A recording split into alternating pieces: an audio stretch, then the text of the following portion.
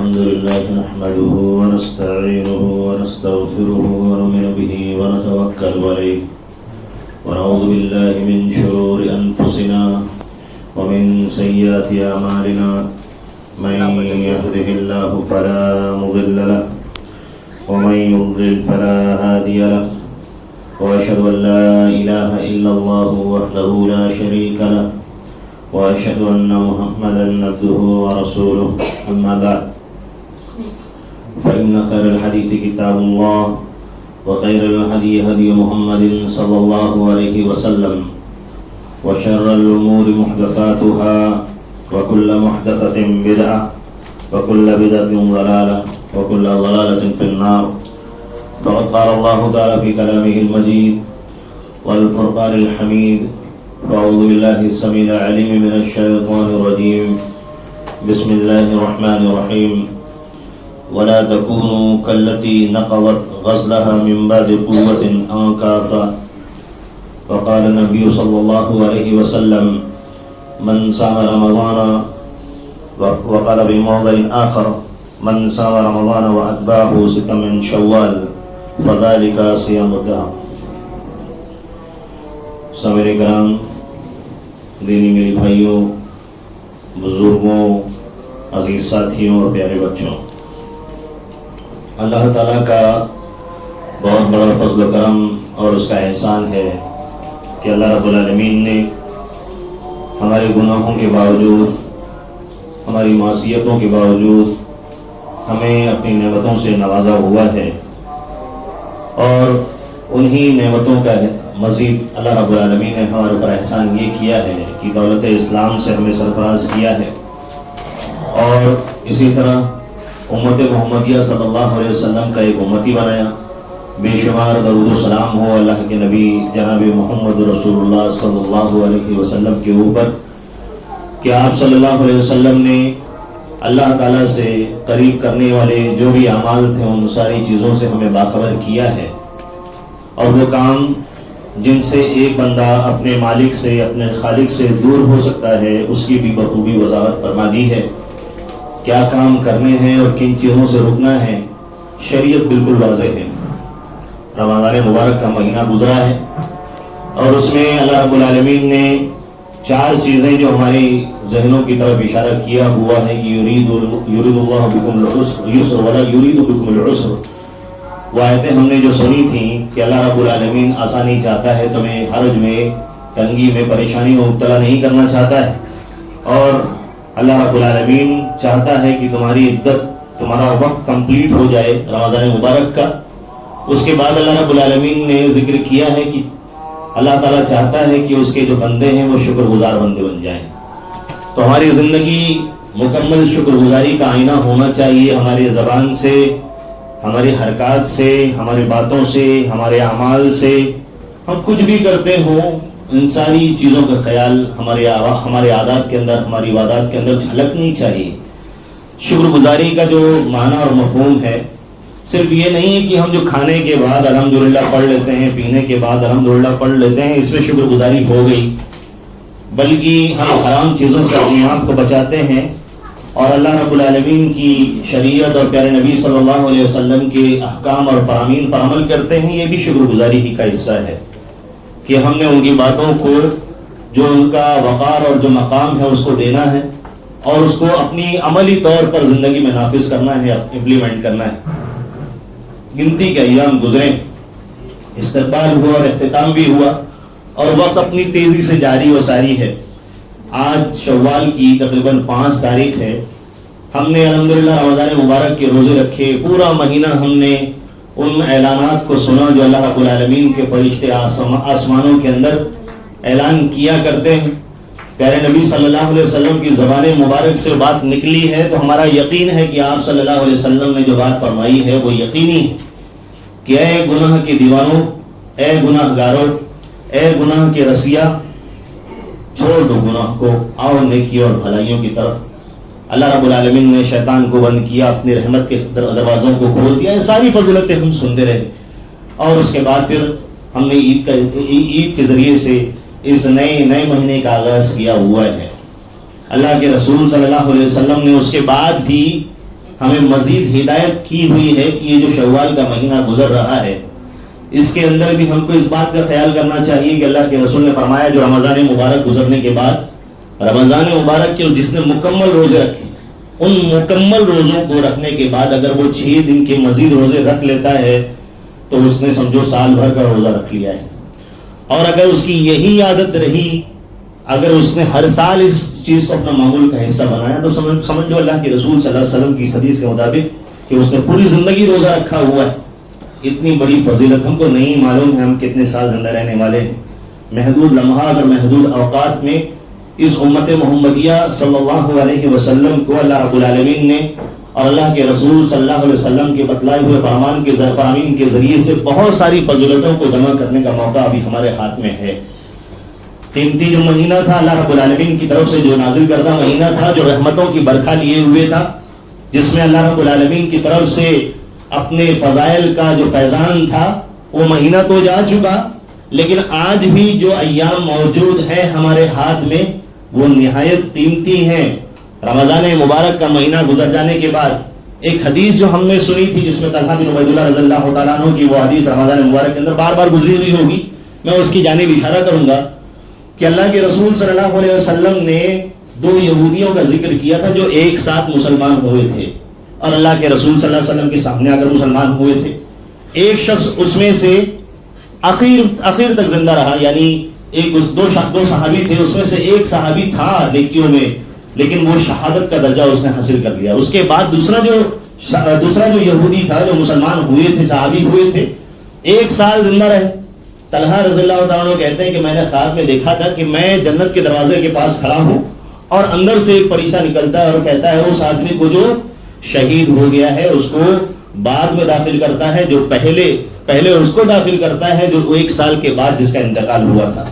صحابہ کرام جب طلحہ رضی اللہ تعالیٰ عنہ کے اس خواب کو سنتے ہیں تو ان کے درمیان 6 میں گوئیاں شروع ہو جاتی ہے. تو اللہ کے رسول صلی اللہ علیہ وسلم نے فرمایا اس میں حیرت کی کون سی بات ہے؟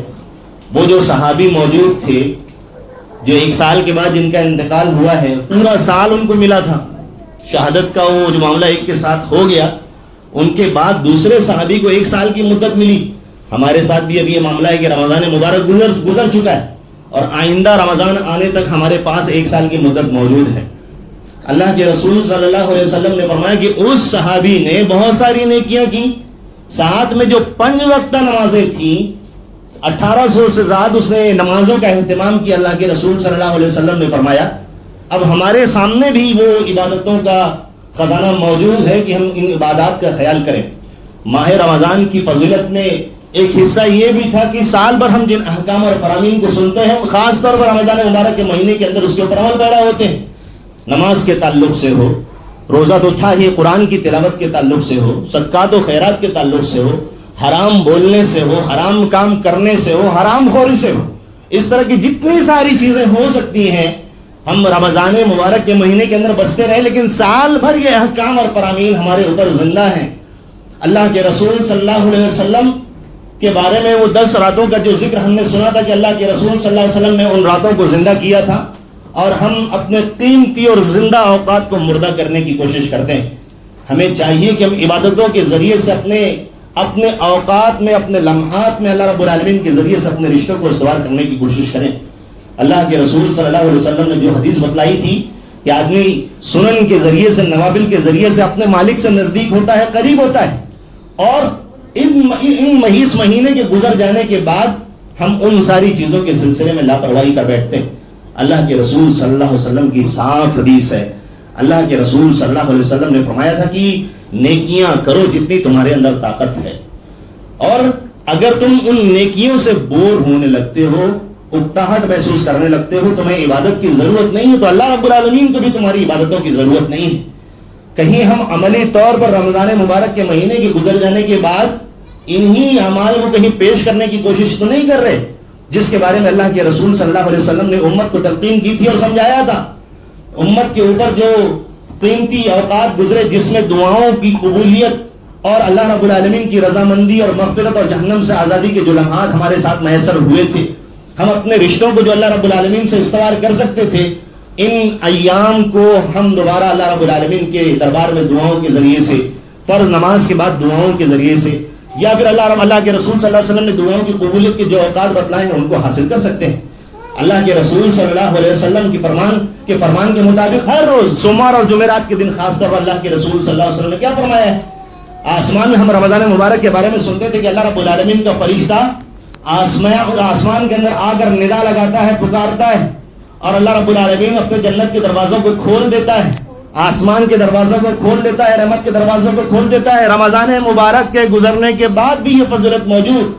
اللہ کے رسول صلی اللہ علیہ وسلم نے فرمایا کہ سوموار کو اور جمعرات کو اللہ کے رسول صلی اللہ علیہ وسلم فرماتے ہیں کہ اللہ رب العالمین اپنے جنت کے دروازوں کو کھول دیتا ہے، اور ایسے فرشتے جو دو لوگ جو شرک کرنے والا نہیں ہے، جس نے اللہ رب العالمین کے ساتھ شرک نہیں کیا ہے، اور امت کو جاننا ضروری ہے کہ شرک کیا ہے، شرک کی تعریفات کیا ہیں، شرک کسے کہتے ہیں، اللہ رب العالمین کا حق کیا ہے۔ اگر ہم نے شرک کی تعریف کو نہیں سمجھا تو ہم توحید کا حق ادا نہیں کر پائیں گے اور اللہ رب العالمین کے دربار میں گرفتار ہو سکتے ہیں۔ آپ نے ایک حدیث سنی ہوگی اس سے پہلے، اللہ کے رسول صلی اللہ علیہ وسلم فرماتے ہیں، صحیح جامع صغیر کی حدیث ہے کہ جہنمیوں میں سے ایک جہنمی کو لایا جائے گا اور اللہ تعالیٰ اس بندے سے پوچھے گا، جہنمیوں میں سے ایک جہنمی کو لایا جائے گا اور اللہ تعالیٰ اس بندے سے پوچھے گا، اور صحیح بخاری کی روایت میں ہے کہ وہ جو جہنمی ہے اس کو جہنم میں سب سے ہلکی سزا دی جا رہی ہے۔ اس سے پوچھے گا اللہ رب العالمین کہ زمین کے اوپر جو کچھ پڑا ہوا ہے، سب کچھ، ساری چیز اگر تو اللہ رب العالمین کے دربار میں فدیے کے طور پر، رینسم کے طور پر دے کر اپنے آپ کو جہنم سے بچانے کی کوشش کرے تو کر لے گا تو بندہ کہے گا کیوں نہیں اللہ تعالیٰ میں ضرور کروں گا۔ اللہ تعالیٰ اس بندے سے کہے گا کہ کبھی تک تو جھوٹ بولتا ہے۔ اللہ رب العالمین بندے سے خطاب کر رہا ہے، بات کر رہا ہے اس سے جو جہنمی ہے۔ آسمان زمین کے اوپر جو ساری چیزیں موجود ہیں، اللہ کے رسول صلی اللہ علیہ وسلم نے فرمایا کہ اللہ تعالیٰ اس بندے سے کہتا ہے جس کو جہنم میں ہلکی سزا دی جا رہی ہے، زمین کے اوپر جو ساری چیزیں موجود ہیں تو جہنم سے اپنے آپ کو بچانے کے لیے اگر تو اس کو دے دے تو کیا چاہتا ہے، تو فدیہ میں بچ جائے گا جہنم سے۔ بندہ کہتا ہے بالکل، اگر ایسا موقع ملے تو میں ضرور کروں گا۔ اللہ رب العالمین بندے سے کہتا ہے میں نے تجھ سے زمین پر اس سے ہلکی چیز مانگی تھی، میں نے تجھ سے زمین پر اس سے ہلکی چیز مانگی تھی، اس سے ہلکا وعدہ، اس سے ہلکا کام کرنے کے لیے کہا تھا، ان ساری چیزوں کا مطالبہ نہیں کیا تھا۔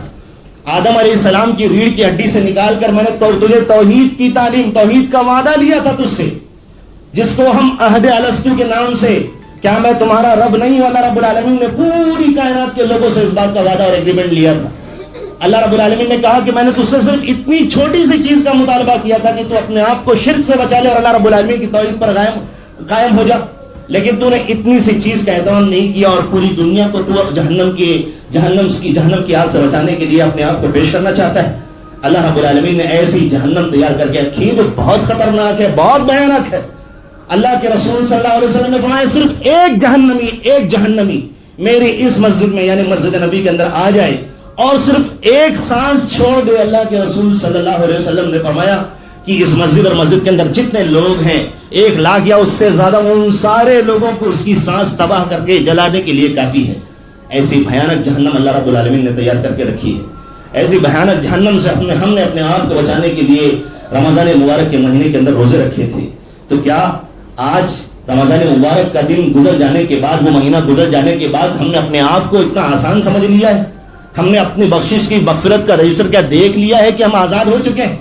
ہمارے اندر یہ جذبہ شانت کیسے ہو گیا کہ ہم اپنے آپ کو اللہ رب العالمین کی اس بنائی ہوئی جہنم سے آزاد سمجھ بیٹھے ہیں؟ ہمیں آج دنیا کی یہ گرمی برداشت نہیں ہوتی ہے۔ اللہ کے رسول صلی اللہ علیہ وسلم نے فرمایا کہ یہ جو سائے دار جگہوں پہ ہم بیٹھتے ہیں، اللہ رب العالمین اپنی اس نعمت کے بارے میں ہم سے سوال کرے گا۔ اللہ کے رسول صلی اللہ علیہ وسلم نے فرمایا کہ ہم جو یہ ٹھنڈا پانی پیتے ہیں، اللہ رب العالمین ہم سے ان نعمتوں کے بارے میں سوال کرے گا۔ اللہ رب العالمین نے یہ دنیا جو ہمارے پاس موقع دیا ہے، آج ہم زمین کے اوپر زندہ ہیں، اللہ رب العالمین کو راضی کرنے کے جتنے مواقع اور سنہرے لمحات ہمارے ہاتھ میں آتے ہیں، ہمیں چاہیے کہ ان اوقات کو گھس کر اور خرچ کر کے اپنی آخرت کو سنوارنے کی کوشش کریں۔ کہیں ایسا نہ ہو کہ آخرت میں ایسے لوگوں کو پچھتاوا ہو، ایسے لوگ حیران ہو، پریشان ہو، اللہ رب العالمین کے دربار میں حاضر ہو کر وہ اللہ رب العالمین سے انہی جو ان لوگ کو دہرانے کی کوشش کرے جن کا ذکر اللہ رب العالمین نے قرآن کی آیت کے اندر کیا ہوا ہے۔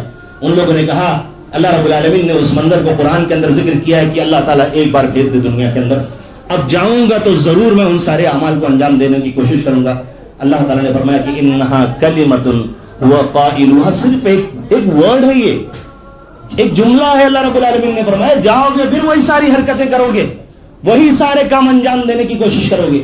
دیکھو پوچھو جو مریض ہیں آج ہاسپٹل کے اندر، آئی سی یو کے اندر، اور جو ضرورت ہے، جو پریشان حال ہے، جو مریض ہے سخت لیول پر، ان سے پوچھنے کی کوشش کرو، وہ ضرور ان ساری چیزوں کو دہرائیں گے. جن کے پاس ایام موجود نہیں، لمحات موجود نہیں، وہ انہی باتوں کو دہرانے کی کوشش کریں گے. اللہ رب العالمین نے آج ہمیں صحیح سالم رکھا ہوا ہے. اللہ رب العالمین کے ان قیمتی لمحات کو ہم سمجھ نہیں رہے، جو ہم اپنے ہاتھوں سے اس کو پانی کی طرح ضائع کر رہے ہیں. یہ قیمتی اوقات، یہ قیمتی لمحات اللہ رب العالمین ہماری گرفت کر سکتا ہے. آج امت کی حالت کتنی خستہ ہے، کتنی خراب ہے، ہر شخص کے سامنے موجود ہے، لیکن ان خستہ حالات کے اندر ہم نے غیروں سے تمنائیں لگائی ہوئی ہیں کہ وہ فلاں شخص وہاں کے بدلے اس طرف آ جائے تو امت کے حالات، مسلمانوں کے حالات شاید سدھر جائیں گے. لیکن اللہ رب العالمین جو مسلمانوں کے حالات کو سدھارنے کے لیے مختلف طریقوں سے اللہ رب العالمین نے ہمارے سامنے وسائل رکھے ہوئے کہ ہم اللہ رب العالمین کو راضی کر کے اپنے حالات کو سدھارنے کی کوشش کریں، لیکن امت ہوش کے ناخن لینے کے لیے تیار نہیں. ہماری مسجدیں پھر سے اسی طرح جس طرح سے شعبان کے اندر یا اس سے پہلے ایام کے اندر ہوا کرتی تھی، اسی طرح ہم نے اس کی شکل کو بدل ڈالی ہے. کہیں قرآن کی وہ آیت جو اللہ رب العالمین نے فرمائی ہے کہ انما یعمر مساجد اللہ من آمن باللہ، اللہ رب العالمین نے جو ذکر کیا ہے کہ اللہ رب العالمین کے گھر کو آباد کرنے والے ایمان والے ہیں اور آخرت پر ایمان رکھنے والے ہیں. کہیں ہم ان تخریب کاری لوگوں میں سے جو مسجد کو تباہ کرنے والے، ڈیمولش کرنے والے بن سکتے ہیں؟ کہیں ہمارا نام ان لوگوں کے اندر شامل تو نہیں ہے کہ ہم اللہ رب العالمین کے گھر کو آباد کرنا ہے ذکر کے ذریعے سے، تعاون کے ذریعے سے، اپنی حاضری کے ذریعے سے. جب ذکر کی مجلس ہو اس مسجد کے اندر تو ہم اس مسجد کے اندر اپنی حاضری کے ذریعے سے اللہ رب العالمین کے گھر کو آباد کرنے کی کوشش کریں. لیکن ایسا شاید ہی کہیں نظر آتا ہے. ہماری ضرورتیں اللہ رب العالمین کی عبادت کے اوپر حاوی ہیں. اے اللہ کے بندو، اے اللہ رب العالمین کی عبادت کرنے والوں، رمضان مبارک کا مہینہ تو جا چکا ہے، لیکن اللہ رب العالمین موجود ہے. جس اللہ رب العالمین کو راضی کرنے کے لیے ہم نے رمضان مبارک کے اندر بہت زیادہ محنت کی تھی، اسی اللہ رب العالمین کو راضی کرنے کے لیے شوال کے اس مہینے کے اندر بھی ہم کو محنت کرنا ہے. اللہ کے رسول صلی اللہ علیہ وسلم نے ایسے بھائیوں کو کتنی پیاری بات فرمائی ہے کہ ما توتنا رجل مسلم المساجد للصلاۃ والذکر. اللہ کے رسول صلی اللہ علیہ وسلم فرماتے ہیں ایک آدمی کی عادت مسجد میں آنے کی، نماز پڑھنے کی. وہ آئے مسجد میں، ایک مسلمان آتا ہے مسجد سے چپتا رہتا ہے، عادت بن چکی ہے، پابند ہو چکا ہے مسجد کے اندر، اور اللہ رب العالمین اس کی اس عادت سے بہت خوش ہوتا ہے. کتنا خوش ہوتا ہے؟ اللہ تبشبش اللہ لہو، اللہ تعالیٰ بہت خوش ہوتا ہے. کیسے خوش ہوتا ہے؟ جیسے کہ کوئی غائب تھا گھر سے، گھر میں موجود نہیں تھا. اللہ کے رسول صلی اللہ علیہ وسلم نے فرمایا کہ جب وہ گھر کے اندر آ گیا تو گھر والے بہت خوش ہو جاتے ہیں کہ ہمارے گھر کا ایک ممبر آ چکا ہے. علامہ البانی رحمہ اللہ نے اس کو اپنی حدیث کی کتابوں کے اندر ذکر کیا ہوا ہے. ساری حدیث قابل حجت ہیں. کتنی بڑی بات اللہ کے رسول صلی اللہ علیہ وسلم نے فرمائی ہے کہ بندہ مسجد کے اندر حاضر ہوتا ہے. دوسری روایت میں کہ بندہ گھر سے نکلتا ہے نماز کے لیے. ایک روایت میں اللہ رب العالمین کی ذکر کی مجلسوں کے لیے وہ مسجد کے اندر آتا ہے. اللہ رب العالمین اس کی حاضری پر ایسے ہی خوش ہوتا ہے جیسے لوگ گھر سے کسی کے غائب ہونے پر یا غیر حاضر ہونے کے بعد دوبارہ وہ بندہ مل جاتا ہے، خوش ہوتا ہے. اللہ کے رسول صلی اللہ علیہ وسلم نے فرمایا کہ اللہ تعالیٰ اتنا خوش ہوتا ہے. ہم تو رمضان مبارک کے اندر اس طرح اللہ رب العالمین کے لیے ان ساری چیزوں کا اہتمام کرتے رہے، ہمارے اعمال سے ہم اللہ رب العالمین کو خوش کرتے رہے. لیکن کیا شوال کے اندر اپنے اس مالک کو راضی اور خوش نہیں کرنا ہے؟ کیا اس کا اہتمام نہیں کرنا ہے؟ اللہ رب العالمین ناراض ہوگا. ہم اللہ رب العالمین کے گھر کو آباد کاری کرنے کے بجائے اس کو تباہ کرنے کا سبب بن رہے ہیں کہ ہم اپنی مسجدوں کو ویران کر رہے ہیں. مسجد کے اندر جو صدائیں بلند ہوتی ہیں، جو قرآن کی آیتیں، تلاوتیں سب سنائی دیتی ہیں، لیکن مسجد کے بازوں میں ہونے کے باوجود بھی اتنی بڑی محرومی ہے کہ ہم اپنی ذمہ داریوں کے اندر الجھے ہوئے ہیں، ہم اپنے کاموں کے اندر الجھے ہوئے ہیں. ہمیں اس بات کا احساس بھی ہے کہ ہم عبادت کے اندر حاضر نہیں ہو پا رہے، لیکن پھر بھی اللہ رب العالمین کے دربار میں ہم حاضر نہیں ہوتے. کہیں لوگ فخریہ ذکر کرتے ہیں، ہم اس کو برا تو سمجھ رہے ہیں لیکن پھر کبھی کریں گے، پھر بعد میں پڑھنے کی کوشش کریں گے، مجھے اچھا نہیں لگتا ہے. رمضان مبارک کے اندر کتنے ایسے بد نصیبوں سے ملاقات ہوئی ہے، اس کے بعد کے حالات کیا کہنا. ہمیں چاہیے کہ اللہ رب العالمین کو راضی کرنے کی جو مواقع ملتے ہیں ان کو مس ہونے کے بجائے اللہ رب العالمین کو راضی کرنے کی کوشش کرنا چاہیے. سامعین کرام، یہ نہایت ہی ضروری باتیں ہیں.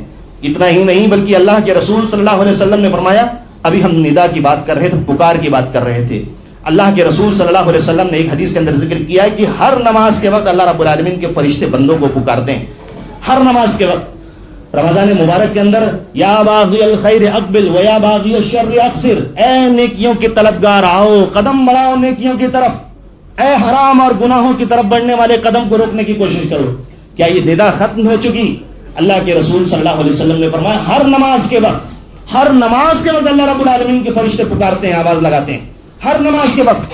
علامہ البانی رحمہ اللہ نے اس کو اپنے کتاب کے اندر ذکر کیا ہے صحیح جامع صغیر کے اندر، اور سلسلہ صحیحہ کے اندر بھی اللہ کے رسول صلی اللہ علیہ وسلم کی اس حدیث کو انہوں نے ذکر کیا ہوا ہے.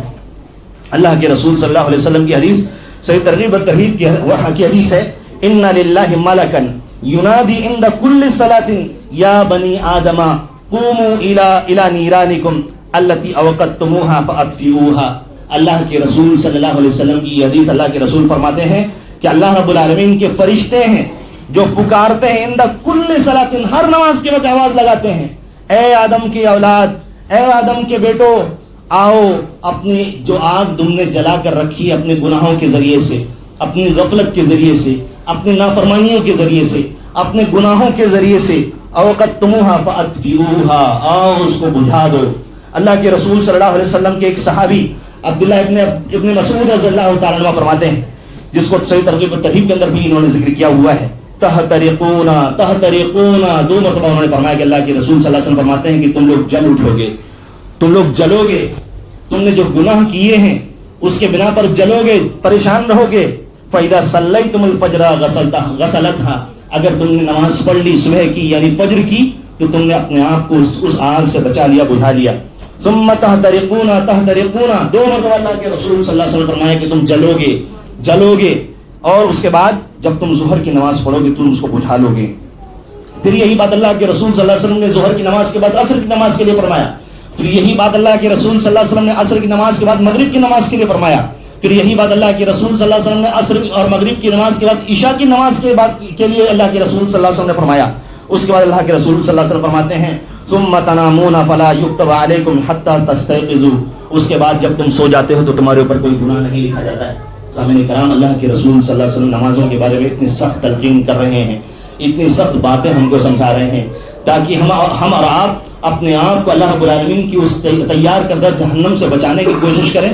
اللہ رب العالمین نے جو عبادت کے لیے ہم کو پیدا کیا تھا، اللہ رب العالمین کی عبادت کو انجام دینے کی کوشش کریں، لیکن ہمارے اندر ہوش کے وہ جذبات پیدا نہیں ہوتے.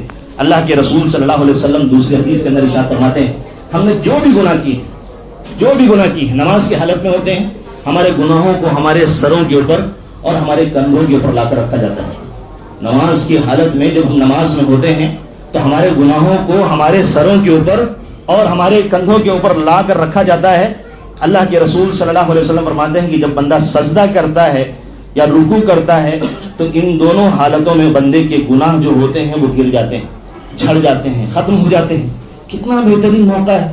ہم اللہ رب العالمین کا ماہ مبارک جو رمضان مبارک گزر چکا ہے، ہم ان گناہوں کو مٹانے کے جو اسباب ہیں، اللہ رب العالمین کو راضی کرنے کے جو اسباب اللہ کے رسول صلی اللہ علیہ وسلم نے بتلائے ہیں، اور ساری حدیثیں حسن صحیح یا صحیح کے درجے میں ساری حدیثیں قابل قبول ہیں جن کا ہم ذکر کر رہے ہیں، لیکن اس کے باوجود بھی ہم اللہ رب العالمین کی عبادت کی طرف، عبادت گاہ کی طرف قدم بڑھانے سے گریزاں ہیں، اور ہمیں اس بات کا احساس تک نہیں ہوتا ہے کہ ہم اللہ رب العالمین کی کتنی بڑی فضیلت کو ہم مس کر رہے ہیں، چھوڑ رہے ہیں.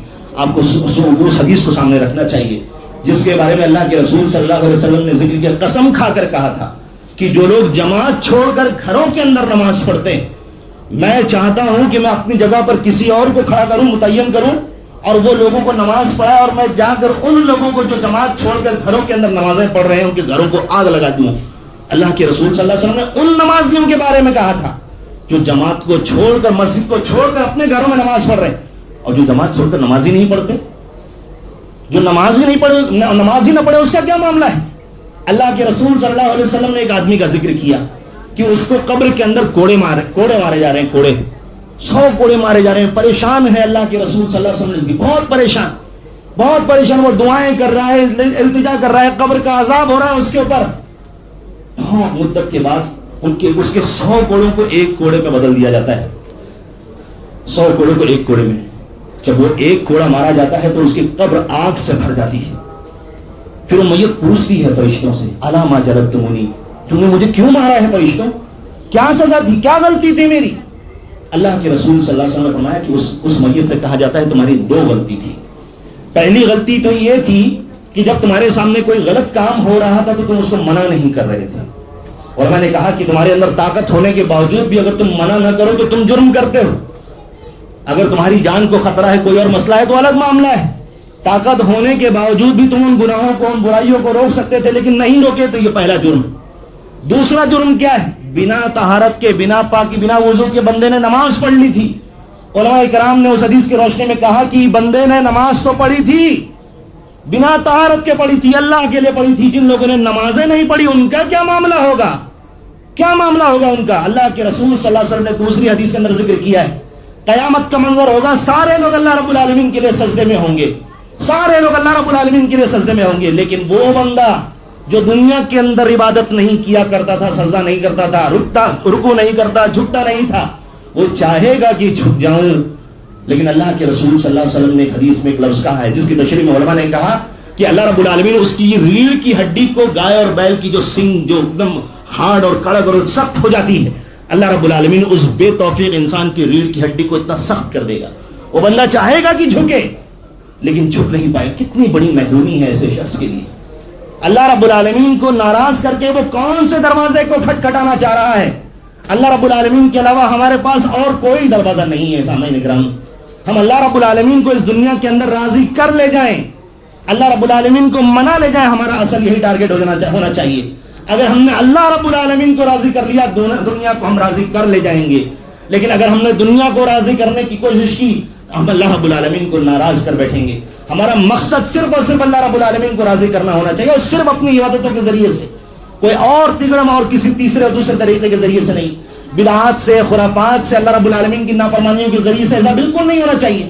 اللہ کے رسول صلی اللہ علیہ وسلم نے جو طریقے بتلائے ہیں اللہ رب العالمین کو راضی کرنے کے لیے بہت ہے, کافی ہے. یہ سوموار کے روزے, جمعرات کے روزے, ایام 20 کے روزے, شوال کے 6 روزے, اور اللہ کے رسول صلی اللہ علیہ وسلم نے جو فرائض اور جو سنن اور جو نوافل بیان کیے ہیں, ہمیں اس کا اہتمام کرنا چاہیے. ایک تابعی ہے, وہ روایت کرتے ہیں کہ میں صحابہ کرام کی مجلس میں موجود تھا. کچھ لوگوں نے ذکر کرنا شروع کر دیا کہ فطر کی نماز واجب ہے کہ فرض ہے کہ سنت ہے کہ کیا ہے. اب وہ پریشان ہیں, سب ذکر کر رہے ہیں. عبادہ بن صامت رضی اللہ تعالیٰ عنہ اس مجلس کے اندر موجود ہیں. ان سے پوچھا گیا تو انہوں نے کہا کہ آپ لوگ کیا ڈسکس کر رہے ہیں مجھے نہیں معلوم. ہاں, میں اتنا جانتا ہوں کہ اللہ کے رسول صلی اللہ علیہ وسلم فرمایا کہ میرے پاس جبریل علیہ السلام آئے تھے, اللہ کے رسول صلی اللہ علیہ وسلم کے پاس, اور اللہ رب العالمین نے جبریل علیہ السلام کے ذریعے سے امت کو یہ پیغام دیا تھا کہ میں نے تمہارے اوپر 5 وقت کی نمازیں فرض کی ہیں, تمہارے اوپر 5 وقت کی نمازیں فرض کی ہیں. اگر تم نے ان کو ان کے حقوق کے ساتھ ادا کیا, اس کا اہتمام کیا, اس سے خیال کیا, تو میری گارنٹی, اللہ کے رسول نے فرمایا کہ اللہ رب العالمین کہتا ہے کہ میری گارنٹی ہے کہ میں اس کو بخش دوں گا. اللہ رب العالمین ضمانت لے رہا ہے. لیکن وہ بندہ, اللہ کے رسول صلی اللہ علیہ وسلم فرماتے ہیں کہ جو 5 وقت کی نمازوں کے سلسلے میں اہتمام نہیں کرتا ہے, خیال نہیں کرتا ہے, لاپرواہی کرتا ہے, کبھی پڑھتا ہے کبھی نہیں پڑھتا ہے, کبھی پڑھتا ہی نہیں ہے یا پڑھتا ہی نہیں ہے, اللہ کے رسول صلی اللہ علیہ وسلم نے فرمایا کہ اللہ رب العالمین کہتا ہے کہ پھر اس کے بارے میں میری کوئی گارنٹی نہیں. جو نماز کے بارے میں لاپرواہی کرتا ہے, چاہے تو بخش دے چاہے سزا دے, اللہ رب العالمین کے اوپر ہے, اس کی مشیت. اور اللہ رب العالمین سے کسی کو سوال پوچھنے کی طاقت نہیں ہے. کوئی بھی ہو پوری کائنات کے اندر, صرف اللہ رب العالمین سوال پوچھنے والا ہے. ہم اللہ رب العالمین کو کیا منہ دکھائیں گے؟ اللہ کے رسول صلی اللہ علیہ وسلم نے جو جہنم کا ذکر کیا ہے, اتنی بھیانک چیزیں اللہ کے رسول صلی اللہ علیہ وسلم نے بیان فرمائی ہیں. اگر ہم ان ساری چیزوں کو دیکھ لیں اور پڑھ لیں تو ہمارے ہوش اڑ جائیں گے. اللہ کے رسول صلی اللہ علیہ وسلم نے فرمایا کہ جہنم کے اندر ایسے سانپ ہیں, کیسے سانپ, جن کی گردنیں اونٹ کی طرح بڑی بڑی ہیں. اللہ کے رسول صلی اللہ علیہ وسلم فرماتے ہیں کہ اگر ایک سانپ ایک بار ڈس لے, اگر ایک سانپ ڈس لے تو 70 سال تک اس کی تکلیف کو, اس کی تیزی کو, اس کی حرارت کو بندہ محسوس کرے گا. اتنی بھیانک جہنم اللہ رب العالمین نے تیار کر کے رکھی. ایک سانپ کا یہ حال ہے, اور بہت سارے سانپ. اللہ کے رسول صلی اللہ علیہ وسلم اسی حدیث میں آگے فرمایا صلی اللہ علیہ وسلم کہ بچھو اللہ رب العالمین نے جہنم کے اندر رکھے ہوئے ہیں, کامثال البغال, کھچر کی طرح اللہ رب العالمین نے بچھو رکھے ہوئے جہنم کے اندر. اگر ایک بار ڈس لے, ڈنک مار دے تو 40 سال تک اس کی تکلیف محسوس کریں گے. ہم کون سی جگہ جانے کی تیاری کر رہے ہیں؟ ہم نے اللہ رب العالمین سے کن چیزوں کا سوال کیا ہوا ہے؟ ہم دنیا پرست بھی صحیح سے نہ بن سکے, کم سے کم اپنی آخرت کا تو خیال کریں. ہم نہ دنیا حاصل کر پا رہے, نہ آخرت حاصل کر پا رہے. جانے کی تیاری ہم کہاں کی کر رہے ہیں؟ اللہ رب العالمین نے جو آخرت ہمارے لیے تیار کر کے رکھی تھی, ہم اس کے اوپر بھی ہمارا دھیان نہیں. اللہ کے رسول صلی اللہ علیہ وسلم نے فرمایا تھا کہ جس کا مقصد آخرت ہوتی ہے دنیا اس کے پاس ذلیل ہو کر آتی ہے. ہر جگہ ہم کو اس کا خیال کرنا ہے. کچھ لوگ تو کہتے ہیں کیا ہر جگہ دین دین حدیث حدیث لگا کر رکھا ہوا ہے, ٹوکتے ہیں کئی لوگ.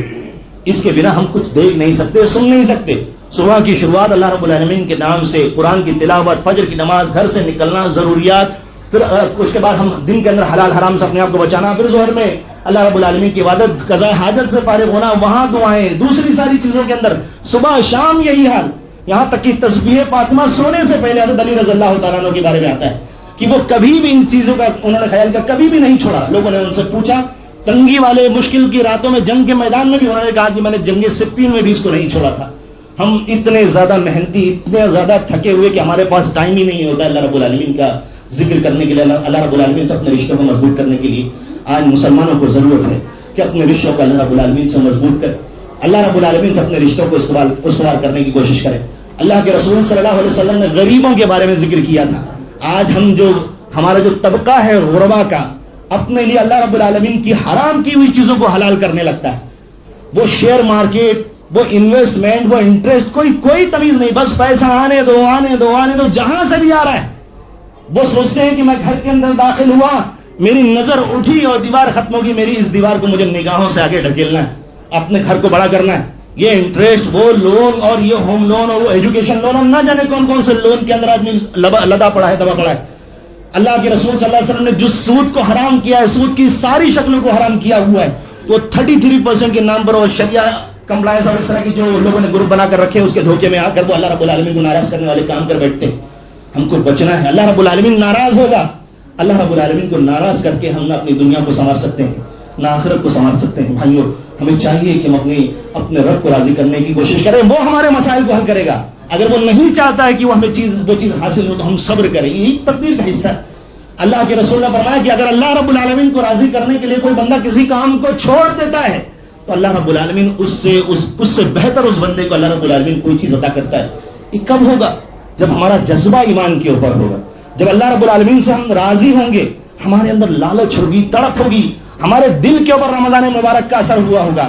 اس لیے ہمارے سلف کہا کرتے تھے کہ نیکیوں کا جو اثر ہے وہ ظاہر ہونا چاہیے. یہ ہم نے جو عبادتیں کی ہیں, علامت کی نشانی کیا, اس بات کی نشانی ہے کہ ہماری عبادتیں قبول ہوئی ہیں. حسن بصری رحمہ اللہ کہتے ہیں کہ ان جزاء السیئۃ ان جزاء الحسنۃ الحسنۃ بعدها, کہ نیکیوں کا بدلہ یہ ہے کہ اللہ رب العالمین کی طرف سے توفیق ملے گی اس کے بعد کہ بندہ اور نیکیوں کی طرف آئے. اور وہ جزاء سیئۃ سیئۃ بعدها, اور برائیوں کا بدلہ یہ ہے کہ بندے نے جو گناہ کیا ہے, جو گناہ اس سے ہوتے رہے, اس کے بعد واپس وہ گناہ کرے گا. علامہ ابن قیم رحمہ اللہ کہتے ہیں کہ بندہ جب نیکی کرتا ہے, دوسری نیکی اس کے پیچھے انتظار کرتی ہے کہ اب مجھے اس کو یہ مجھے انجام دے گا, اب مجھے انجام دے گا. اگر ہم ان حالات سے نہیں گزر رہے ہیں, شیخ عبدالرزاق البدر کہتے ہیں کہ بندے کے اوپر رمضان مبارک کے بعد سکینت, سکون, وقار, یہ ساری چیزیں آتی ہیں. بندہ اللہ رب العالمین کی عبادت اور ٹوٹ کر کرتا ہے, اور بہترین طریقے سے کرتا ہے. یہ ساری علامتیں ہیں کہ ہم نے جو رمضان میں, شب قدر میں, قرآن کی تلاوت میں, صدقات و خیرات میں جو ساری کوششیں کی تھی, اللہ رب العالمین کی ہیں ساری چیزیں قبول ہوئی. لیکن بندہ اگر رمضان مبارک کے گزرنے کے بعد واپس سے انہی موسیقی کے پیچھے, میوزک کے پیچھے اور حرام چیزوں کے پیچھے الجھا رہا, انہی گناہوں کی چیزوں میں, نافرمانی کی چیزوں میں, لوگوں کو لوٹنے میں اور دھوکہ دینے کے اندر لگا رہا, ماں باپ کی نافرمانی میں, ماں باپ کے ساتھ بدتمیزی میں, چاہے رمضان مبارک کا مہینہ ہو یا رمضان مبارک کے علاوہ دوسرا کوئی مہینہ, اگر اسی کے اندر لگا رہا تو ایسے بندے کو خیر منانا چاہیے. اور جو ہمارے سلف کا طریقہ تھا کہ وہ رمضان مبارک کے آنے سے پہلے دعائیں کرتے تھے کہ اللہ رب العالمین ہمیں رمضان مبارک حاصل کر, اور رمضان مبارک کے گزرنے کے بعد اللہ رب العالمین سے دعائیں کرتے تھے کہ اللہ تعالیٰ ہم نے جو بھی عبادتیں کی ہیں ان ٹوٹی عبادتوں کو قبول فرمائے. ہم بھی اللہ رب العالمین سے دعائیں کرتے ہیں کہ اللہ رب العالمین ہم نے جو بھی عبادتیں کی, اللہ رب العالمین تو ہماری عبادتوں کو قبول فرما. ہمارے قیام کو, ہمارے صیام کو, ہماری عبادت کو, ہمارے قرآن کی تلاوتوں کو, ہمارے صدقات و خیرات کو اللہ رب العالمین قبول فرما. ہمارے ایمان والے بھائی جہاں پر بھی پریشان حال ہے, اللہ رب العالمین کی پریشانی کو دور کر دے. جو قرضوں میں پریشان ہے, اللہ رب العالمین ان کے قرضوں کو دور کر دے. جو بیمار ہیں, جو پریشان حال ہے, اللہ رب العالمین کی بیماری کو دور کر دے. ہماری ماں اور بہنوں کی حفاظت فرما, ہماری مسجدوں کی حفاظت فرما, ہماری مکتبوں کی حفاظت فرما. ہمارے نوجوانوں کی توفیق دے کہ اللہ رب العالمین کے دین سے جڑیں. ہمیں عبادتوں پر پابند بنا, کتاب و سنت کی صحیح تعلیمات پر عمل پیرا ہونے کی توفیق عنایت فرما. آمین. وآخر دعوانا الحمدللہ رب العالمین.